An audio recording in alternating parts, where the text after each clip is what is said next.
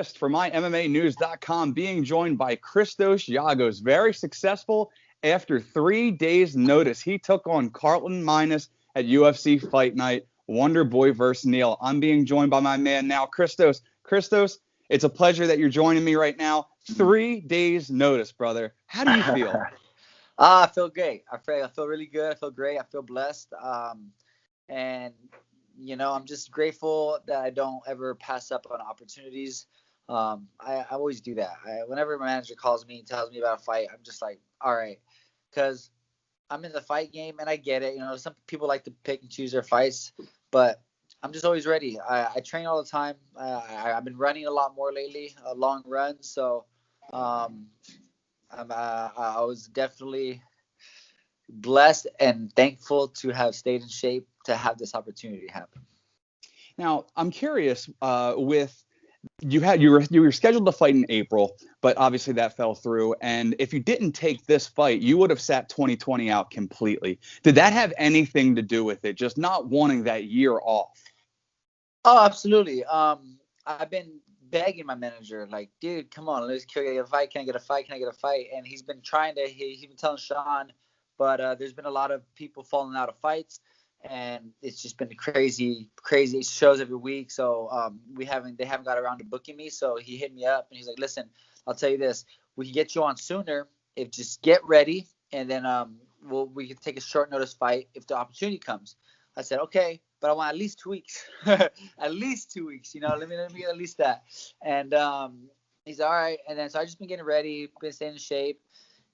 He called me Wednesday and he was like, hey, I wouldn't be calling you if I didn't think you can win. He's like, this guy, he's whatever. He knows about my wrestling, my jiu-jitsu game, and he's like, you can beat this guy. And I know you've been running. I know you're in shape. And I wouldn't ask this of you if I didn't think you can win. And I said, send me his information. I looked him up. I was like, I can beat this guy. So.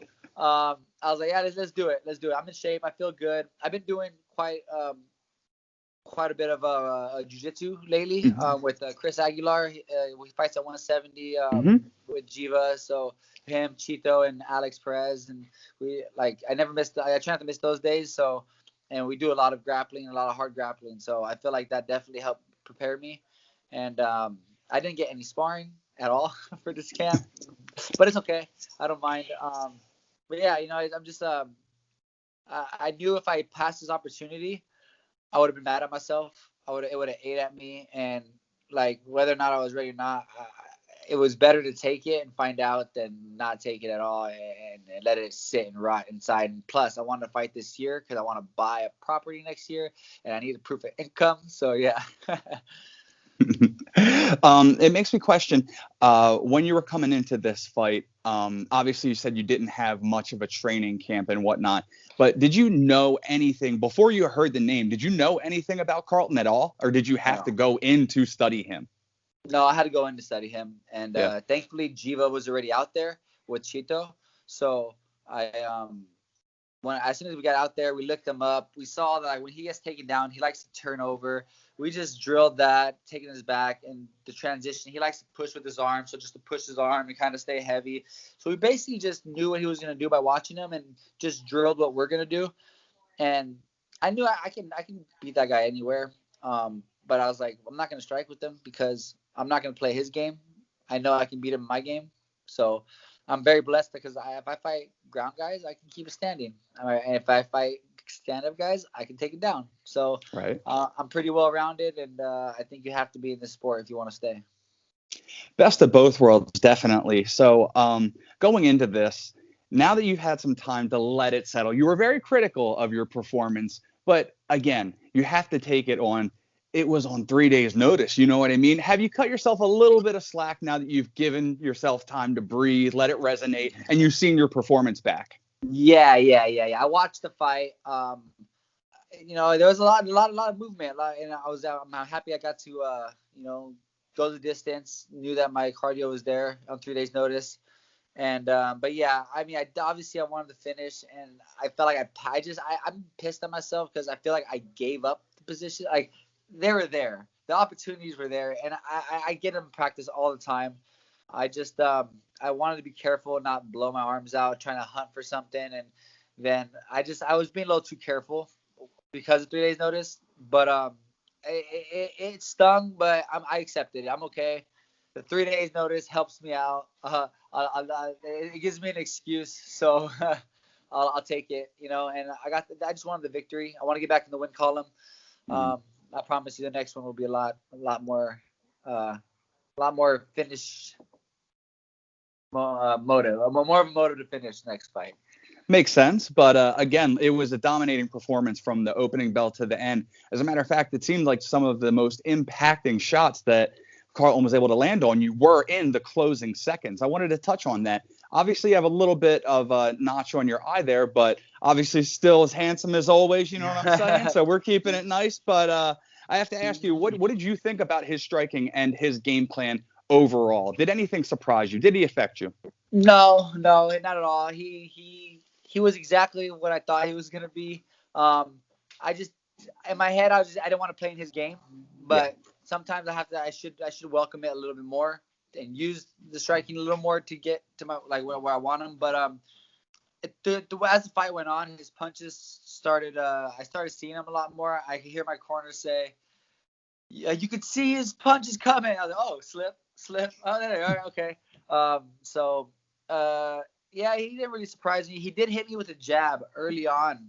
I don't remember. I think it was the first round. I just remember he hit me, and this eye went blurry, and it was blurry up until the whole day, actually. Really? But I thought I just had something in the way. I wanted to scratch it, but I wanted to do this, but I didn't want him to know that my eye was hit, so I just kept it going. But after the fight, it was a little sore, and I went to my manager's house. We hung out in Vegas. I go back to the hotel hours later, and I go to blow my nose because I had allergies. And when I blew this nose, my whole eye just whoosh, shut. Yeah, and I was like this the whole thing. It was so annoying. I never had that happen before. And I hear stories when you get hit in the nose not to do it, but I never heard a story you get hit in the eye not to do it. I thought I just had a bruised eye, so it's all connected. I blew my nose. It just shut my eye, and I was walking around Vegas like a pirate. But what's funny is, and not funny, I shouldn't say, because obviously, it's on your body, but it wasn't even necessarily the punch, but it was the blowing of the nose that made it look that much worse. He just popped me one good one, and it gave me a little eye bruise, and I didn't really feel anything else. Yeah.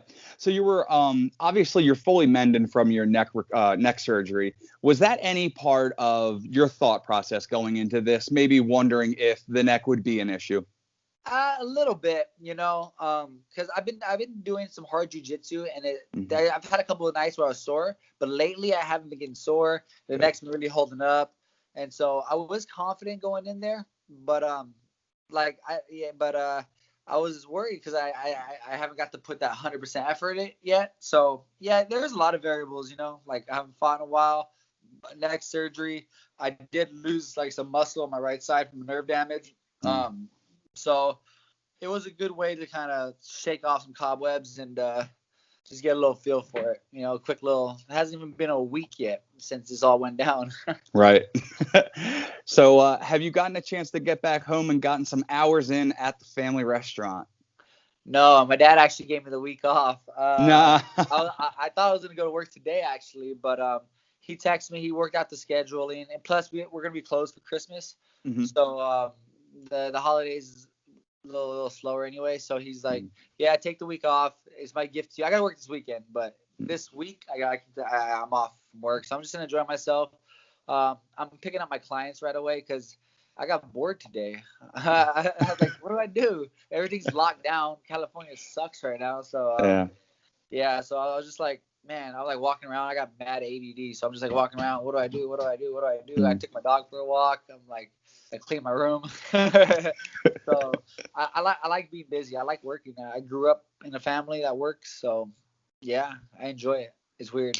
So when do you plan on getting back to work in the octagon? Do you have a tentative date, maybe a tentative opponent, anybody you want to call out that you personally like to face?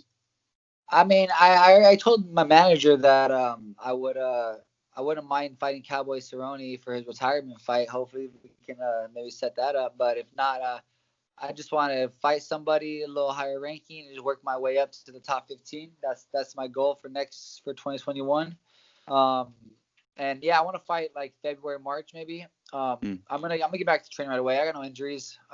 Feel good. Just a little like soreness. So I'm gonna take today, tomorrow off, and then probably start training Wednesday light. Try to go for a jog, see how I feel, and go from there. But I want to get right back into it because I've been training, and but I got to get my sparring back up. I mean, not necessarily like hard sparring, but just I didn't do any MMA sparring where you like go to the ground to the striking, and if it takes a toll on your body sometimes. When you get up, you're like, oh, you feel heavy. So I didn't get any of that for this camp. So that's what I was most worried about too, is the fatigue. I knew my lungs were going to be good, but it was just the fatigue. I wanted to shake out. So I got to do a little bit more of that. Awesome. And I wasn't even planning on this, but considering you just brought up Cowboy Cerrone, it makes me question, did you get a chance to watch his matches, let's say, against RDA over the weekend where he submitted him twice? No, I did see they posted some stuff, some jiu-jitsu stuff and some medals, and he was with the RDA. No, but I didn't get a chance to watch any of that. How'd that go? He won the first match, let's say, and as I understand, they did a redo. I didn't actually watch it. I only saw some highlights and some stuff on Instagram. But they did a redo because the stoppage was controversial or something like that, and then they went back. And then they had another match in the night. And so Cowboy won both of those. Oh, nice. Yeah. So, I mean, so that makes me wonder, because obviously a fantastic wrestler, grappler yourself. How do you think your grappling matches up with somebody like Cowboy, considering you wouldn't mind sharing the cage with him? I feel like I'd be all right. The thing is, so people tend to think that because I got a couple submission losses. I mean, Charles Oliveira and Gilbert Burns, they can cut me some slack, but my jiu-jitsu is actually a lot better than people think. And my Jiva told me when I fought Charles, I panicked and I gave him my back, and he told me like, you should trust your jiu-jitsu. I should have just got my guard and just trust my jiu-jitsu. So I got to start trusting my jiu-jitsu a little more. I do come from a wrestling background, but I think I match up well with him, and I'd want to strike with Cowboy though. I feel like he's on his way out. He's been knocked out a couple of times, and I'd want to try to headhunt for sure. And it'd just be an honor to fighting a name like that, Yeah, I 100% understand. It would be a fun fight to watch. And even you mentioning Charles Oliveira, you were doing extremely well against him. And then just a couple of weeks ago, dominated Tony Ferguson. So the times are definitely changing. I think I might be the only one that won a round. Like all the MMA sites had me winning that first round with him, and then the second round I just kind of panicked. But yeah. Hey, it is what it is, man. You're on the rise. You're back in the win column, and hopefully we get to see you sooner than later, man. I'll close it there, but I do want to ask, how can fans keep in touch with you with social media as far as keeping up with fights and any news as far as Christos Giagos? Yeah, guys, you catch me on Instagram. That's pretty much all I use. I don't really use Facebook or Twitter. I don't like getting consumed on the phone, but I am on Instagram. It's the easiest one for me, and you can catch me at Giagos, CGIAGOS _ UFC.